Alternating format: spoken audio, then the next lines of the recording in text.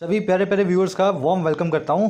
Hello everyone, YT your English tutor पे आज सुबह का फरवरी 28 का फर्स्ट एडिटोरियल द हिंदू का पढ़ेंगे। सबऑल्टर्न सेक्युलर इसका टाइटल है। ये आर्टिकल इस चीज़ पे लिखा हुआ है कि इंडिया को, आज के भारत को किन सोशलिस्ट स्कीम्स की ज़रूरत है। ऐसी स्कीम्स जिससे समाज में कुछ भला हो, लोगों का, अमीर और गरीब के बीच की खाई कम हो। और इन स्कीम्स को लाने का वादा बीजेपी की बजाय कौन कर रहा है? कांग्रेस नाम की पार्टी, अगर ये सत्ता में आ जाती है तो सोशल और पॉलिटिकल दोनों इश्यूज़ को ये आर्टिकल रेज करेगा। शुरू करेंगे अपने क्विज़ के साथ में। कुछ क्वेश्चंस आपके सामने मैंने रख दिए हैं। शुरू के दो हैं कॉम्प्रिहेंशन बेस्ड, बाकी हैं ग्रामर और वोकैब बेस्ड। अच्छे से पढ़ो, हर चीज़ को सीखो। क्लास के लास्ट में हर क्वेश्चन का मैं आपको सोल्यूशन करवाता हूँ। चलिए शुरू करें क्लास को। आइए कुछ नया सीखते हैं।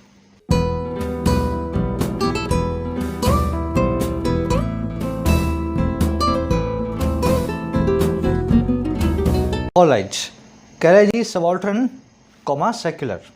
सेक्युलर तो आप जानते ही हैं, जो धर्मनिरपेक्ष हो, जो सभी धर्मों की तरफ बराबरी से देखता हो, किसी धर्म की तरफ, किसी रिलीजन की तरफ जिसका झुकाव ना हो। सबऑल्टर्न का मतलब होता है, इस वर्ड को ब्रेक करेंगे, जो सब प्लस में ऑल्टर्न से मिलके बनाओ। देखिए, सब का मतलब है आपका जूनियर और ऑल्टर्न का मतलब है आपका ऑल्टरनेट। अगर आज आप नहीं हो तो आपकी जगह आपका ऑल्टरनेटिव बिठा दिया जाए, जो आपका जूनियर भी हो लेकिन आपकी जगह बैठ करके आपका काम करके चला जाए। ऐसे जूनियर सबॉर्डिनेट असिस्टेंट को बोलते हैं अंग्रेजी में सबऑल्टर्न। याद रहेगा ये वर्ड। चलिए, तो अगर प्रेसिडेंट साहब जो हैं देश से बाहर गए हैं तो वो अपने सबऑल्टर्न को प्रेसिडेंट बना के जाएंगे, यानी कि वाइस प्रेसिडेंट जो है प्रेसिडेंट का काम करेगा। तो प्रेसिडेंट के सबऑल्टर्न कौन है? वाइस प्रेसिडेंट, है ना। तो इस तरीके से आप इस वर्ड को याद करके रखें। कह रहे जी कांग्रेस का भी एक नया विजन है, जो सेकुलर होने के साथ साथ जो नीचे के कद के नेता हैं, जो सबऑल्टर्न लीडर्स हैं, उनकी तरफ भी खास ध्यान देता है। चलिए अब देखते हैं टाइटल पैराग्राफ को क्या कहना चाह रहा है। कह रहे जी the Congress will have to build a campaign aligned to its new vision. कह रहे जो कांग्रेस नाम की पार्टी है, जो एक नेशनल पार्टी है, जो कि पॉलिटिकल पार्टी होने की वजह से अपने पहले दाव भी लेती है। कह रहा है ये जो कांग्रेस है ना, इसको विल हैव, फ्यूचर में इस काम को करना पड़ेगा। Have to, has to, had to, किसी काम को करने की मजबूरी, फ्यूचर बता रहा है विल को। तो कह रहा है कांग्रेस को फ्यूचर में हैव टू ये करना पड़ेगा। और क्या करना पड़ेगा? इसको बिल्ड करना पड़ेगा, एक अभियान को, एक मिशन को, एक कैंपेन को। और वही कैंपेन जो अलाइंड हो, जो जुड़ा हुआ हो, जो हिसाब से हो। अलाइंड टू मतलब हिसाब से। और किसके हिसाब से? इसके नए विजन के हिसाब से, सबऑल्टर्न और सेकुलर वाली इसकी नई इमेजिनेशन के हिसाब से। तो आपने सोचा तो है मैं ऐसा करूंगा, है ना, मैं इस तरह से सोचूंगा, लेकिन एक अभियान आपको बनाना पड़ेगा और उसके हिसाब से आपको चलना पड़ेगा। कांग्रेस आपका सब्जेक्ट है, विल हैव इसकी वर्ब है, विजन आपकी सोच, आपका परसेप्शन, आपका व्यू पॉइंट है, आपकी विजुअलाइजेशन है, आपकी इमेजिनेशन है ना, फ्यूचर को लेकर के आपकी जो समझ है वो आपकी विजन है। Aligned to, according to, aligned के साथ में विद भी आ जाता है और टू भी आता है, दोनों एक ही बात है। अगर आप अलाइंड टू हैं या अलाइंड विद समथिंग है या अकॉर्डिंग टू समथिंग है, तो आप उस चीज़ से जुड़े हुए हैं, उसी के हिसाब से अपना काम आगे बढ़ा रहे हैं। चलिए अब देखो, ये वर्ड आए ना बारी बारी, ऊपर आपने देखा सबऑल्टर्न, और भी देखोगे नीचे, है ना, एक्सप्रेशन। ये सारे वर्ड्स मैं आपको एक साथ दिखा देता हूँ इस आर्टिकल के, ताकि आप इसको स्मूथली पढ़ सकें। और उसी के साथ में देखिए, मॉक टेस्ट के लिए टेक्स्ट बुक मैं आपको रिकमेंड करता हूँ। और आज रात 12 बजे तक टेक्स्ट बुक पे चल रही है खास सेल। 1 साल का जो मॉक टेस्ट पास है आपको मिल रहा है 2 साल की वैलिडिटी के साथ, यानी 1 साल की एडिशनल वैलिडिटी। और जो प्राइसेज हैं ये मिनिमम प्राइसेज हैं, मेरे ख्याल से ऐसा प्राइस भी आपने नहीं देखा होगा। 251 रुपीज़ फॉर द 2 ईयर पास। ये 2 ईयर पास के अंदर आपके सारे एग्जाम्स कवर्ड हो जाएंगे, चाहे एसएससी हो, बैंकिंग हो, रेलवेज हो, डिफेंस हो, हर एग्जाम के ढेरों हज़ारों मॉक टेस्ट आपको मिल जाते हैं in a single pass. Latest pattern के हिसाब से भी मॉक टेस्ट अपडेटेड है, आप देख पा रहे होंगे। एसएससी एमटीएस, एसएससी सीजीएल, सबके नए पैटर्न के मॉक टेस्ट आ चुके हैं। फ़ायदा लेने के लिए कमेंट सेक्शन में जाएँ, लिंक पे क्लिक करें टेक्स्ट बुक पास के, आपको दिखाएगा इम्पॉसिबल 2 ईयर पास एट 279। अब ये प्राइस भी फाइनल नहीं है, इस पे एडिशनल डिस्काउंट ले लेना, कोड लगा लेना YT10। जैसे इस कोड को अप्लाई करेंगे आपका पास हो जाएगा 279 से घट के 251 रुपीज़। अगर पास लेने की आपको ज़रूरत थी, then this is the right time, additional validity at minimum price. चलिए अपनी वोकैब शीट है, पैराडाइम से शुरू करेंगे। 4-5 वर्ड्स हैं अपने पास। पैराडाइम वर्ड 2 बार करवाया हुआ आपको पिछले वीक में, पिछले मंथ में इनफैक्ट। पैराडाइम वर्ड के 2 मीनिंग्स हैं।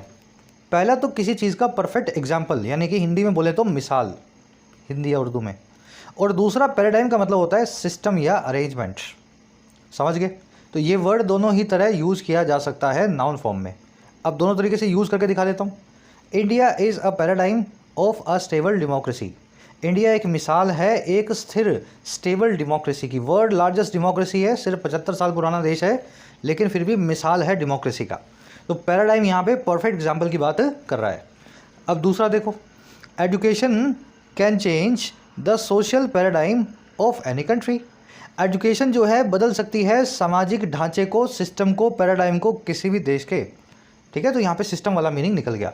तो आज सेकंड वाला मीनिंग आर्टिकल में आप देखेंगे। चलिए, पैराडाइम को यानी मिसाल को आप प्रोटोटाइप, एपिटमी, पैरागॉन, एग्जाम्पलर या प्रेसिडेंट से बोलते हैं। तो ये मिसाल के मैंने 5 सिनोनिम लिख दिए हैं। एपिटमी को खास करके याद रखना। क्या लिखा हुआ है? एपिटोम बोलते हैं इसको, एपिटमी किसी चीज़ की परफेक्ट एग्जाम्पल। चलिए नेक्स्ट वर्ड की तरफ आ जाओ। अगला जो वर्ड है जी अपना एलिविएट। आपको दर्द हुआ, आपने कुछ गोली खा ली या बाम लगा ली, कुछ मलहम लगा लिया, तो दर्द आपका कम हो गया। मलहम लगाना ही अंग्रेजी में एलिविएट करवाना जो है कहलाता है। किसी चीज़ में हल्का रिलीफ लाना, किसी चीज़ को मलहम लगा के शांत करना। To alleviate rising unemployment the government has launched a skill enhancement programme. Alleviate करने के लिए, मलहम लगाने के लिए बढ़ती हुई जो है अनएम्प्लॉयमेंट पे, बेरोजगारी पे, सरकार ने लॉन्च किया है एक स्किल एनहांसमेंट प्रोग्राम को। ऐसा प्रोग्राम जहाँ पे स्किल्स को एनहांस किया जाएगा, कौशल्य को बढ़ाया जाएगा। समझ गए ना? एलिविएट करने का मतलब यहाँ पे ये होगा कि एम्प्लॉयमेंट को, अनएम्प्लॉयमेंट को कम किया जाएगा। अब ये वर्ड आर्टिकल में आप देखेंगे, इसके सिनोनिम सारे हैं आपके सामने।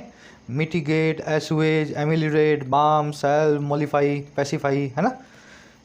अब ये सारे जो बता रहा हूँ ना, बार बार आएंगे इंटरचेंजेबली हर आर्टिकल में। कभी कुछ आएगा, कभी कोई वर्ड आएगा, तो ध्यान में बिठाओ। आज ये मिटिगेट आर्टिकल में देखेंगे।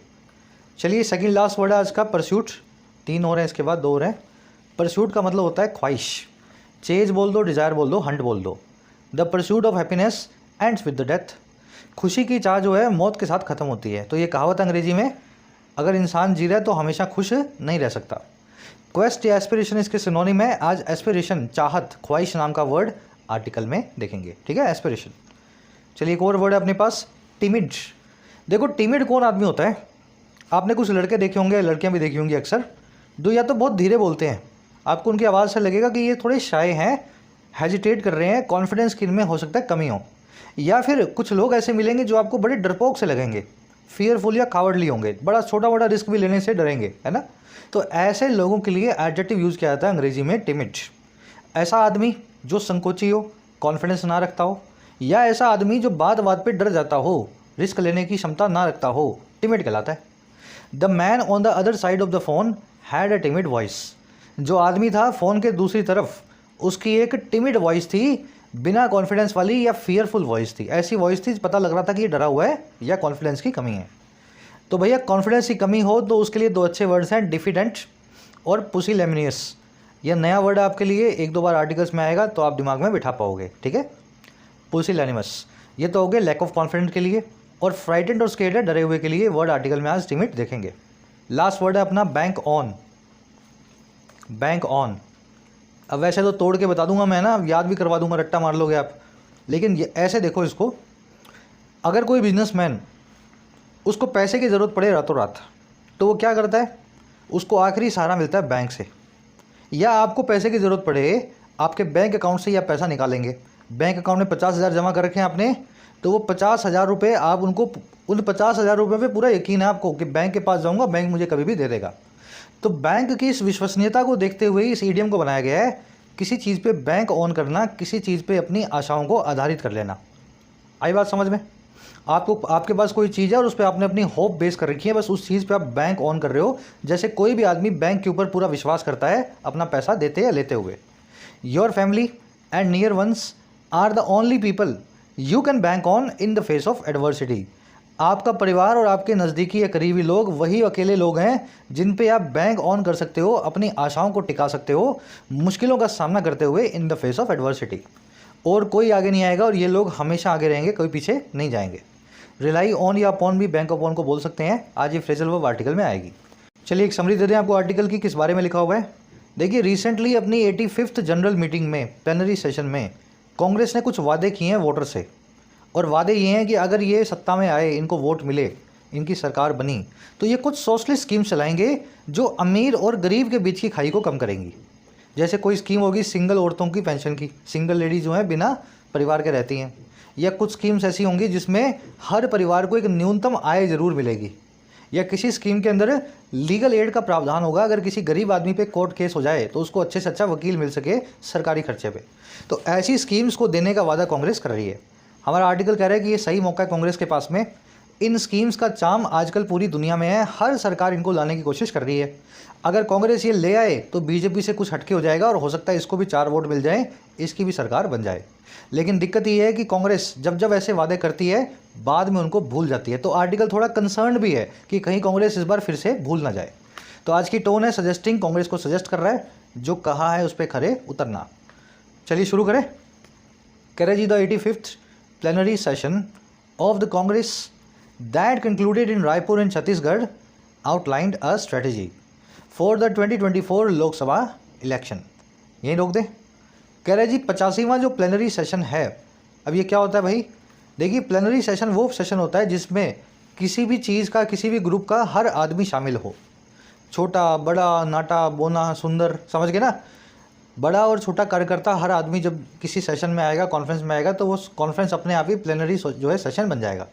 कह रहे जी जो 85वां इस तरह का सेशन था कांग्रेस पार्टी का, जो पूरा हुआ, कंक्लूड हुआ रायपुर नाम के शहर में छत्तीसगढ़ के अंदर।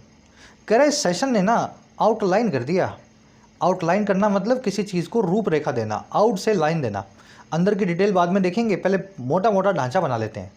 तो इस सेशन ने आउटलाइन कर दिया, रूपरेखा बना दी, ढांचा बना दिया एक स्ट्रेटजी का। और किसके लिए? 2024 के लोकसभा इलेक्शंस के लिए। अच्छा, और कैसे बनाया इसको? कोमल कह रहे besides reinforcing Mr Kharge's authority as elected president of the party. कह रहे ये जो काम इसने किया ना, ये किया साथ ही साथ रीइंफोर्स करने के, मजबूत बनाने के कांग्रेस के नए जो लीडर हैं मल्लिकार्जुन खड़गे, उनकी अथॉरिटी को। और कैसे? इलेक्टेड प्रेसिडेंट के तौर पे, चुने हुए प्रेसिडेंट के तौर पे इस पार्टी के।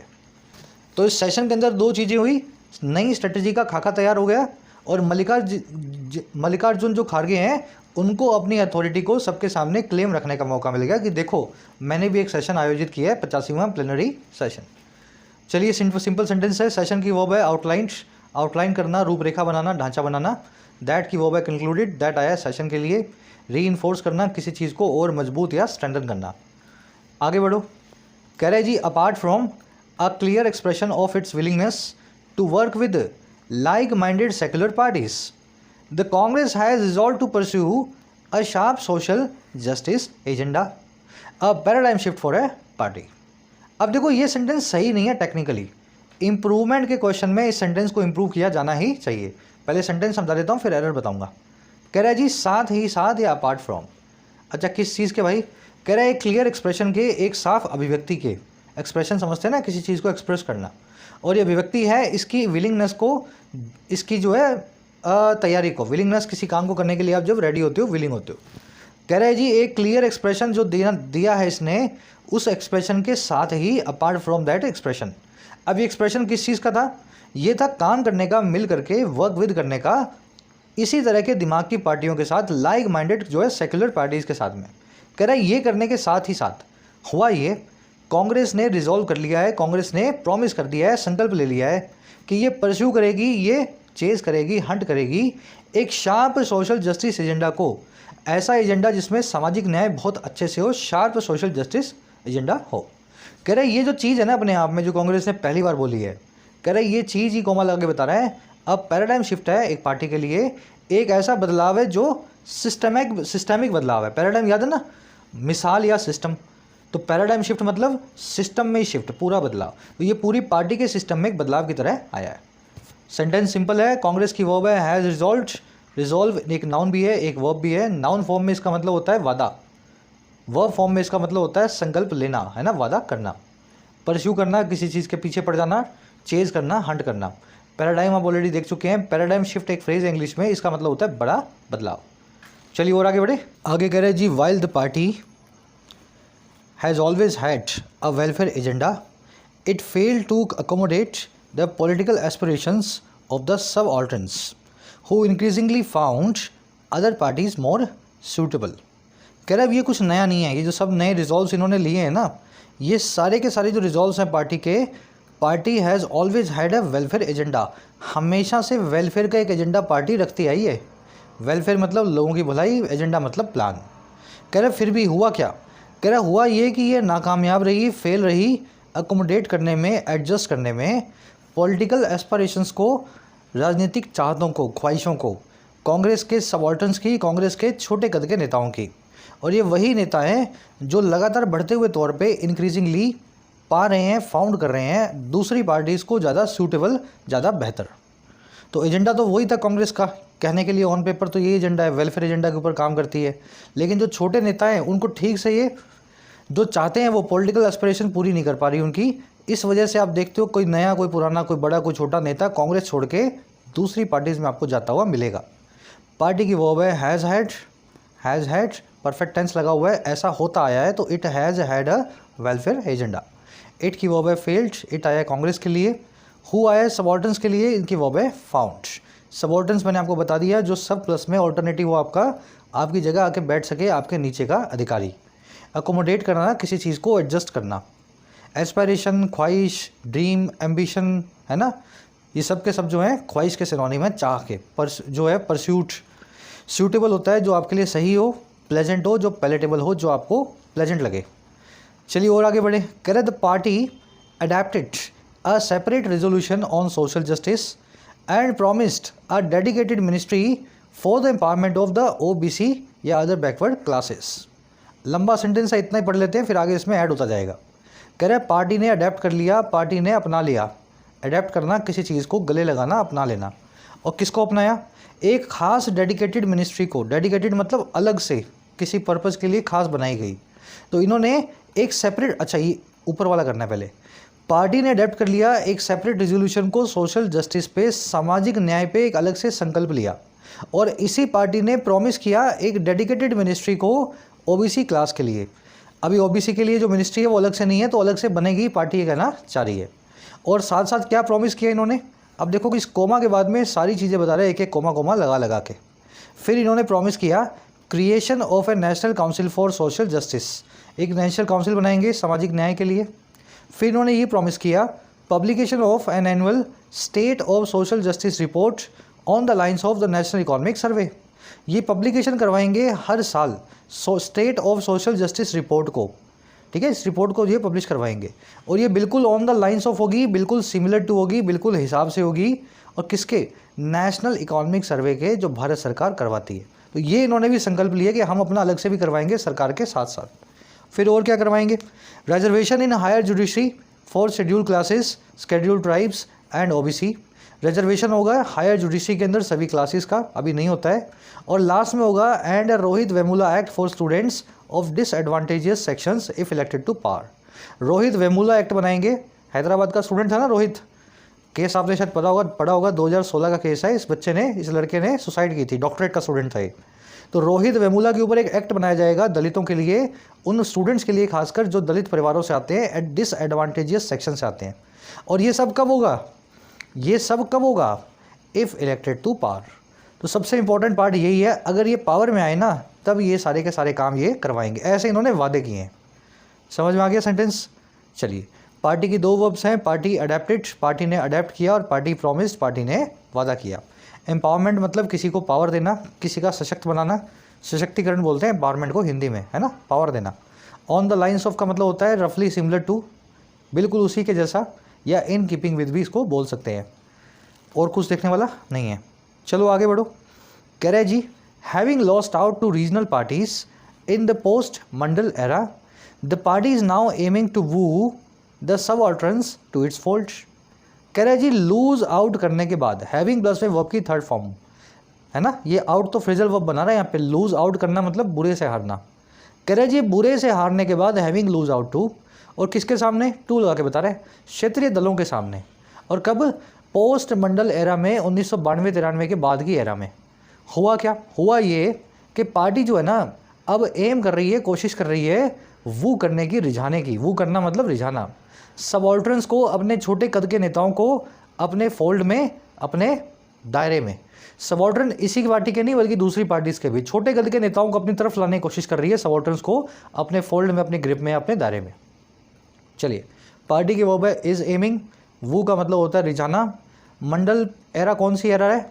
देखो मंडल एरा वो एरा है जिसमें मंडल कमीशन आया था और उसके बाद में ओबीसी को अलग से रिकॉग्नाइज किया गया और सोशल जस्टिस के ऊपर सरकारें ध्यान देने लगी। तो ये 92-93 के बाद का वक्त कहलाता है मंडल एरा। समझ में आ गया? मंडल कमीशन जब लेकर के आया था, कौन लाए थे? वीपी सिंह लाए थे ना शायद। तो मंडल एरा के अंदर बाद में जो है पार्टी बुरे से हार रही है रीजनल पार्टीज़ के सामने। चलो अब एक ग्रामर कॉन्सेप्ट है यहाँ पे, हैविंग लॉस्ट आउट वाला। एक काम करते हैं, ये पैराग्राफ पूरा करते हैं फर्स्ट वाला, है ना, फिर उसके बाद ये ग्रामर कॉन्सेप्ट लेंगे और फिर आगे बढ़ेंगे। कह रहे जी इसलिए so as a start it amended its own constitution to reserve half of the seats to the Congress working committee for schedule caste, schedule tribes, other backward caste, women and minorities. कह रहे जी इसलिए, ये सारी बड़ी बड़ी बातें करने के बाद इसलिए एक पहले कदम के तौर पे, एक स्टार्ट के तौर पे इस पार्टी ने अमेंड कर डाला, इस पार्टी ने बदल डाला। और किसको बदल डाला? अपने ही कॉन्स्टिट्यूशन को, अपने ही संविधान को। तो पार्टी का कुछ कॉन्स्टिट्यूशन होगा ना, कुछ लॉज होंगे, उसको बदल दिया। और क्यों बदला? रिजर्व करने के लिए, आरक्षित करने के लिए कांग्रेस की वर्किंग कमेटी में आधी सीटें, 50% सीट्स। और किन के लिए? इन सभी वल्नरेबल ग्रुप्स के लिए, SC, ST, OBC, women and minorities. चलिए, इट की वो अमेंडेड, इट आया पार्टी के लिए, पार्टी यानी कांग्रेस की बात हो रही है यहाँ। इट्स ऑन में, ऑन पजेसिव है, इससे पहले ऑन जो है एक एडजेक्टिव है और एडजेक्टिव से पहले एक पजेसिव आपको लगा हुआ मिलेगा। My own, your own, her own, their own, its own, है ना, आवर ऑन। तो ये पजेसिव हमेशा ऑन से पहले फिक्स होता है इन केस जब ऑन एक नाउन या फिर एडजेक्टिव हो। चलो, कह रहे जी the parties pious declarations at the Udaipur Chintan Shivir last year were almost immediately abandoned and it will be watched for its adherence to Raipur resolutions in the coming months। अब कह रहे हैं ये सारे उटपटांग काम पार्टी पहले भी कर चुकी है। इस पार्टी के जो पायस डिक्लेरेशंस थे, पायस का मतलब है सिंसियर, डिवोटेड, श्रद्धालु जैसा होता ना, पायस मतलब श्रद्धालु के जैसा, एकदम श्रद्धा वाला। तो एक श्रद्धा भरे जो इसने डिक्लेरेशन दिए थे, सिंसियर डिक्लेरेशन दिए थे पिछले साल के चिंतन शिविर में उदयपुर में, कह रहे ये सब के सब जो है ना लगभग हाथों हाथ ऑलमोस्ट इमीडिएटली अबैंडन कर दिए गए, पैसिव वॉइस लगा के। डिक्लेरेशंस वर अबैंडन, अबैंडन करना मतलब किसी चीज़ को ठुकरा देना। तो इन्होंने सारे डिक्लेरेशन दिए और बाद में ठुकरा दिए हाथों हाथ, 1-2 दिन बाद ही। कह रहे अब इस बार जो है ना इट विल बी वॉस्ट, ये देखा जाएगा पैसिव वॉइस में, इट विल बी वॉस्ट। और क्यों?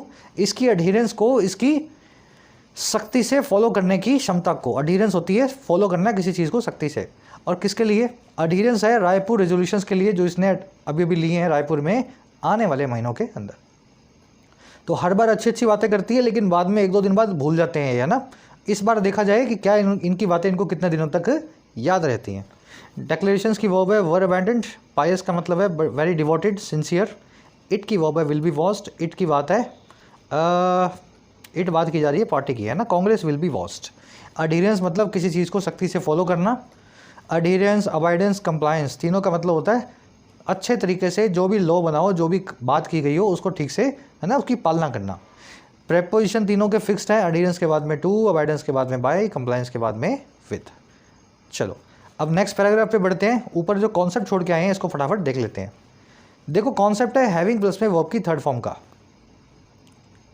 हैव V3 का नहीं, having V3। Having V3 sentence की शुरू में आ जाए या बीच में आ जाए कोमा लग के परफेक्ट पार्टिसिपल बनाती है और ये कहती है कि एक काम होने के बाद दूसरा काम हो रहा है।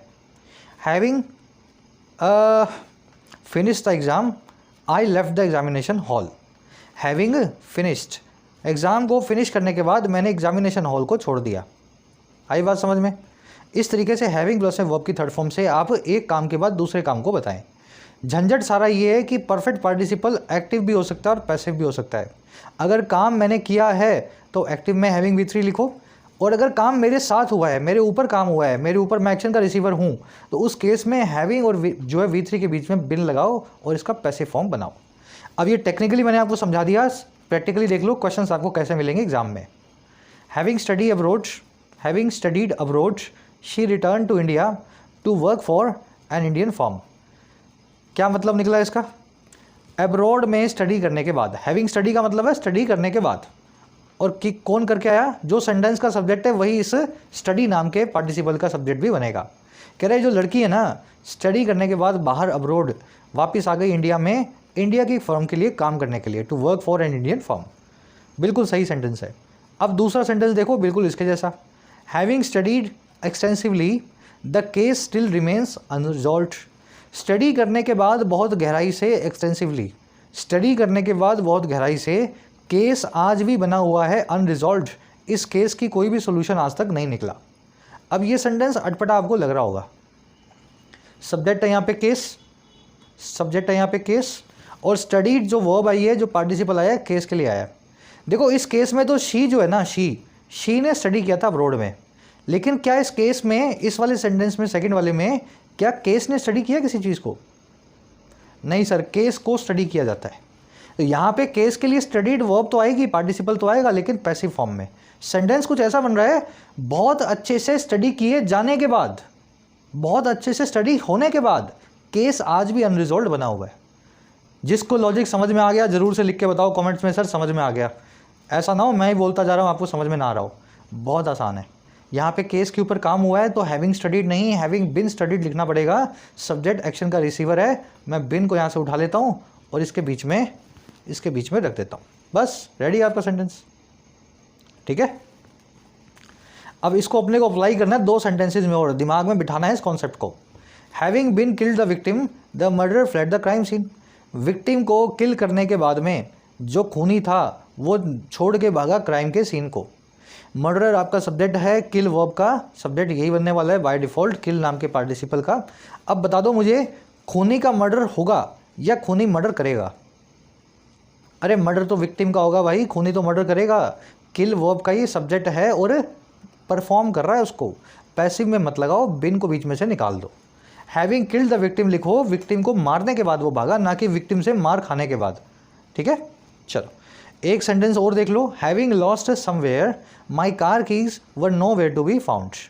कहीं खो जाने के बाद में मेरी कार की चाबियाँ कहीं भी जो है मुझे नहीं मिल रही थी, खो चुकी थी तो मुझे कहीं भी नहीं मिल रही थी, were nowhere to be found. Last वाला सेंटेंस एज ए चैलेंज आपके लिए थ्रो कर रहा हूँ, मुझे बता दो बीच में बिन लगे या ना लगे। डालो कमेंट्स में, पता लगे कितने लोगों को ये कॉन्सेप्ट समझ में आया। बाकी बेसिक में ग्रामर सीरीज़ में अच्छे से यूट्यूब पे आपको करवाया गया आधा घंटा लगा के, वहाँ से आप अच्छे से इसको रिफ़र कर सकते हैं। पार्ट नंबर 25 है शायद ग्रामर सीरीज़ का। चलो आओ नेक्स्ट पैराग्राफ पे। कर द पार्टी हैज़ प्रॉमिस्ड संपूर्ण सामाजिक सुरक्षा, a social security framework that will have legal guarantees for minimum income and social security for the poor. अब कह रहे जी पार्टी ने और भी बड़े सारे वादे किए हैं, सारे देख लो, सुन लो फटाफट। पार्टी ने प्रॉमिस कर दिया है एक नई स्कीम को, SSS, संपूर्ण सामाजिक सुरक्षा। और ये क्या है? सामाजिक सुरक्षा का एक ढांचा है, फ्रेमवर्क है, जिसमें होंगी कानूनी गारंटीज़। और किन के लिए?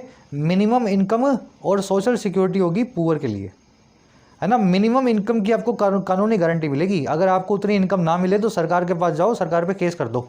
ऐसा कुछ ये जो है ना वादा कर रहे हैं कांग्रेस, है ना। और सोशल सिक्योरिटी मिलेगी पुअर को, हर आदमी को सामाजिक सुरक्षा का कवर मिलेगा।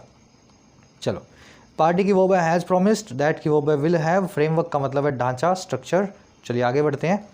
Carat also promises a universal basket of entitlements to all Indians, namely right to basic income through Nyuntam Aay योजना या न्याय। कह रहे जी साथ ही साथ ये पार्टी प्रॉमिस करती है एक यूनिवर्सल बास्केट को। यूनिवर्सल मतलब हर एक के लिए, बास्केट मतलब ग्रुप। और ये ग्रुप किसका है? हर एक के लिए, कई एंटाइटलमेंट्स का, कई अधिकारों का। और ये किन के लिए हैं? सभी इंडियंस के लिए, ऑल इंडियंस के लिए। तो ऐसा भी इन्होंने एक अधिकारों का ग्रुप बना दिया जो हर आदमी के पास होगा ही होगा। अब ये क्या होगा?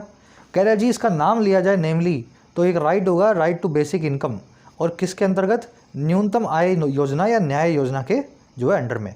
हर आदमी चाहे काम करे या ना करे, घर बैठे उसको एक बेसिक इनकम तो आएगी आएगी, ऐसा वादा है पार्टी का। और क्या देंगे इसमें? राइट टू हेल्थ मिलेगा, पेंशन्स मिलेगी सिंगल वीमेन को, द एल्डरली को यानी बड़े बूढ़ों को, और पर्सन्स विद डिसेबिलिटीज़ को यानी कि ऐसे लोगों को जिनको डिसेबिलिटीज़ हैं, इनको पेंशन्स भी दी जाएंगी। अच्छा और क्या मिलेगा? और जी इसमें मिलेगा एक comprehensive integrated child development scheme या ICDS स्कीम, जो होगी in line with national food security act या NFS एक्ट। तो जो आंगनवाड़ियों की स्कीम है ना, उसको और अच्छे से बढ़िया बनाएंगे। नेशनल फूड सिक्योरिटी एक्ट के हिसाब से उस स्कीम को, ICDS आंगनवाड़ी स्कीम को ये कॉम्प्रिहेंसिव बना के लॉन्च करेंगे। अच्छा और क्या देंगे?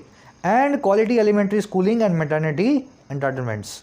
ये क्वालिटी स्कूलिंग देंगे, एलिमेंट्री स्कूलिंग 8वीं तक के बच्चों की स्कूलिंग, और मैटरनिटी एंटाइटलमेंट भी देंगे। ऐसे अधिकार, ऐसे एंटाइटलमेंट जो माँ बनने पे औरतों को मिलते हैं, मदरहुड पे दिए जाते हैं। मेरे ख्याल से रिपीट करने की ज़रूरत नहीं है, सब आप समझ गए हैं। बड़े बड़े वादे हैं, पार्टी कह रही है कि वोट दो, सरकार बनवाओ, ये सब चीज़ें आपको दे देंगे। इट की वो है प्रॉमिसेस। एंटाइटलमेंट की वो मतलब होता है अधिकार, है ना, प्रिविलेज या राइट्स। कॉम्प्रिहेंसिव मतलब डिटेल्ड। चलो और आगे बढ़ते हैं। कह रहे जी, a new welfare framework is being debated all over the world to mitigate growing inequalities and other challenges such as unemployment and under employment. कह रहे जी, एक नया वेलफेयर का जो फ्रेमवर्क है इसको भी डिबेट किया जा रहा है। फ्रेमवर्क मतलब ढांचा, वेलफेयर मतलब भलाई, डिबेट किया जा रहा है पैसिव वॉइस में, यानी इस पर बहस हो रही है। तो कह रहे हैं जी, ऐसे ही एक जो वेलफेयर का ढांचा है ना, इस पर बहस चल रही है, डिबेट हो रही है पूरी दुनिया में, ऑल ओवर द वर्ल्ड। और क्यों हो रही है? अब देखो, टू मिटिगेट लिख के बता रहे हैं। मिटिगेट करने के लिए, नरम बनाने के लिए बढ़ती हुई असमानताओं को, इनइक्वालिटीज़ को, और दूसरी ऐसी चुनौतियों को, चैलेंजेस को, जैसे कि बेरोजगारी या फिर अंडर एम्प्लॉयमेंट। अंडर एम्प्लॉयमेंट में क्या होता है? आप आदमी हो, 50,000 की नौकरी मिली हुई है 5,000 की, कहने को बेरोजगार नहीं हो लेकिन वैसे बेरोजगारी हो। ये दोनों समस्याओं को भी सोल्यूशन करने के लिए दुनिया भर में ऐसे ढांचे की बात चल रही है। अच्छा, इससे होगा क्या? कह रहे जी, and the Congress idea should spur a fresh inform debate in India. और कह रहे जो कांग्रेस का जो विचार है ऊपर बड़ी बड़ी बातों का, ये इन्हीं चीज़ों का तो विचार है। कह रहे ये सारे आइडियाज़ को स्पर करना चाहिए, इंस्टिगेट, मोटिवेट करना चाहिए एक नई और इन्फॉर्म्ड डिबेट को, ऐसी बहस को जिसमें सबको, हर आदमी को पूरी इन्फॉर्मेशन हो और फ्रेश हो, और होगी ये जो भारत में।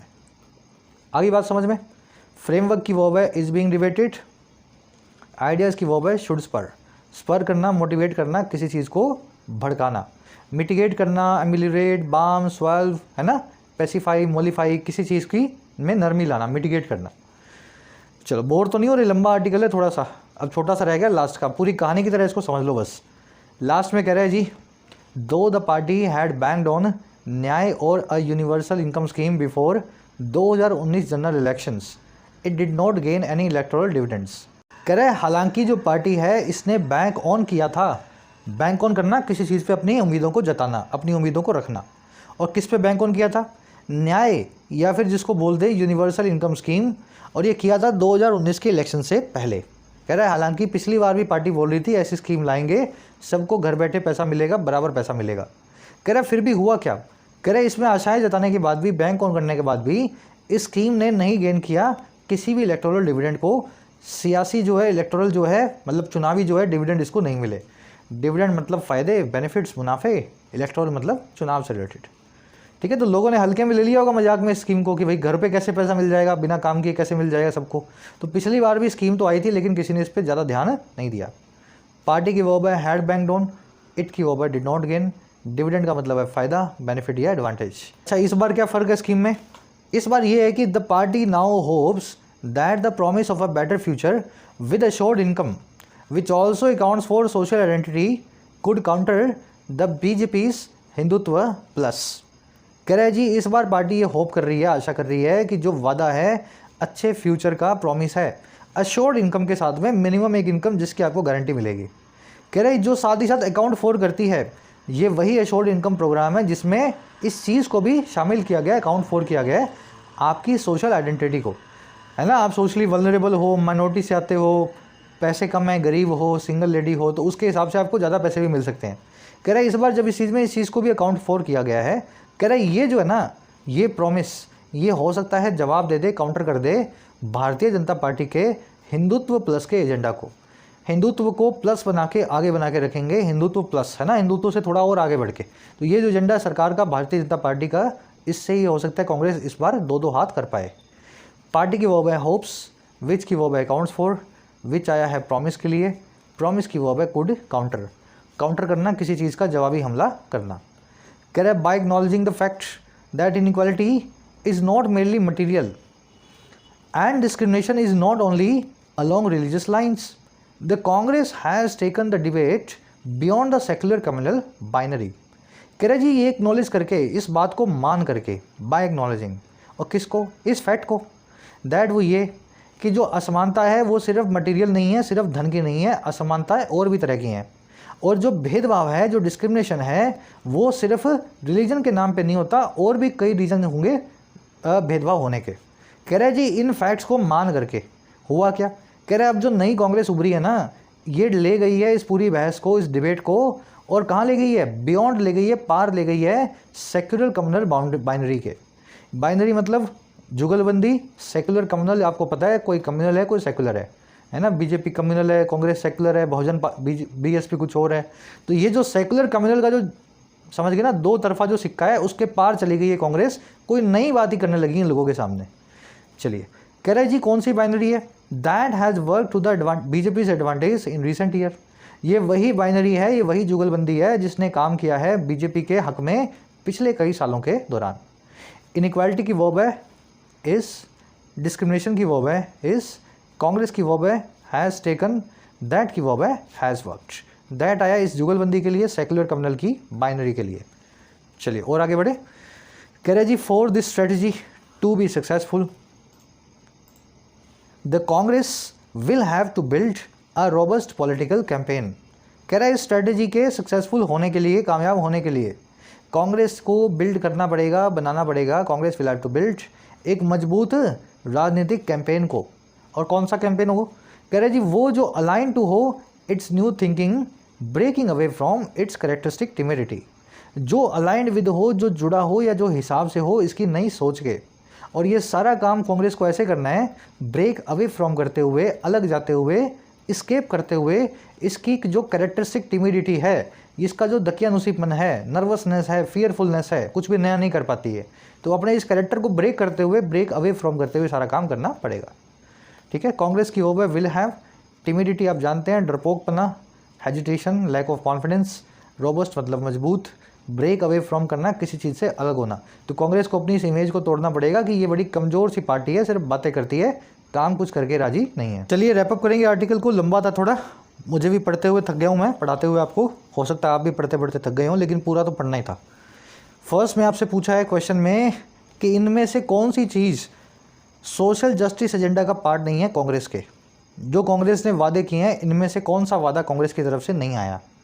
एक नया ढांचा अनएम्प्लॉयमेंट को कम करने का, या फिर आईसीडीएस स्कीम को स्ट्रेंथन करने का प्रॉमिस, या फिर एक ऐसी स्कीम जो पेंशन देगी समाज के कमज़ोर वर्गों को, या फिर एक मिनिमम इनकम गारंटी जो है गरीब लोगों के लिए। तो क्या लगता है कौन सी चीज़ इन चारों में से आपको लगता है कांग्रेस ने नहीं कही। आंसर निकालो, क्वेश्चन अच्छा है, फर्स्ट कमेंट में आंसर डाल रहा हूँ। सेकंड में आपसे पूछा है वे कांग्रेस ने अपने सारे डिक्लेरेशंस को अबैंडन क्यों कर दिया जो इसने उदयपुर में लिए थे शिविर के अंदर, क्या रीज़न है उसको अबैंडन करने के। कुछ पार्टी वर्कर को वो सारे के सारे डिक्लेरेशन जो हैं भेदभाव वाले लगे इसलिए कर दिया, या फिर पार्टी को कोई इलेक्टोरल डिविडेंड नहीं मिला उन डिक्लेरेशन से, पार्टी को कोई चुनावी जो है बेनिफिट नहीं मिला, या फिर इस आर्टिकल में वो रीज़न बताया ही नहीं गया कि कांग्रेस ने क्यों अबैंडन किया था, ये भी आंसर हो सकता है। या फिर वो सभी के सभी जो डिक्लेरेशन थे वो स्टीरियोटिपिकल कम्युनल और रिलीजियस लाइंस पे थे, घिसी पिटी कम्युनल और रिलीजन की बात करते थे। बैंकिंग मेंस लेवल का बना रहा हूँ, एसएससी मेन से थोड़े ऊपर लेवल का, कोशिश करनी है सभी को। फर्स्ट कमेंट में हिंट और आंसर दोनों मैं डाल देता हूँ। चलो थर्ड क्वेश्चन में पूछा है जी फ्रेजल वर्ब बैंक उनका क्या मीनिंग होगा, तो ऑलरेडी करवा चुके हैं आपको, बैंक वर्ब से, बैंक से इसको कनेक्ट करके आपको समझाया है, निकाल लो इसको। चौथे मिलेगी आपको एक एरर, अब देख लो एरर कहाँ पे है, मैं आपको आइडिया दे देता हूँ, इस फ्रेज में मिल सकती है। ठीक है, निकालो एरर को, कमेंट्स में आंसर डाल दिया, वहाँ से मैच कर लेना बाद में। पांचवें में सेंटेंस इंप्रूव करके दिखाना है आपको। ये कॉन्सेप्ट तो ऊपर रह ही गया, इतना लंबा सेशन हो गया कि इस कॉन्सेप्ट को मैं करवाना ही भूल गया, फिर कभी करवा दूंगा, कोई बात नहीं, आप इसमें कोशिश करो इंप्रूवमेंट करने की, कमेंट में आंसर डाल रहा हूँ, वहाँ से मैच कर लेना। छवें में आपसे पूछा है एपिटमी वर्ड का सिनोनिम क्या होगा, तो बताओ भाई चारों में से आपको क्या लगता है, ए लगता है, बी लगता है, दोनों लगते हैं, दोनों नहीं लगते हैं। आंसर्स को मैच करो, आउट ऑफ 6 कितने मार्क्स मिले जरूर से बताना in the comment section only. Until then courses available है ऐप पे, जाके फ़ायदा ले सकते हो, टाइम रहते ही कोर्सेज का फ़ायदा लेना है, ऐसा ना हो लास्ट मोमेंट पे आकर के आप मैसेज करें सर 15 दिन रह गए, 1 महीना रह गया। अभी जब वक्त है पढ़ने का तो पढ़ाई पे पूरा ध्यान दो, कंटेंट सारा अवेलेबल है एप्लीकेशन पे, राइटिंग का, एसएससी का और बैंकिंग का। ऐप को जाओ कमेंट सेक्शन से डाउनलोड करो, फर्स्ट कमेंट से लिंक रखा है, कोई भी क्वेरी हो ये नंबर है व्हाट्सअप का, टीम से आप मैसेज करके बात कर सकते हैं।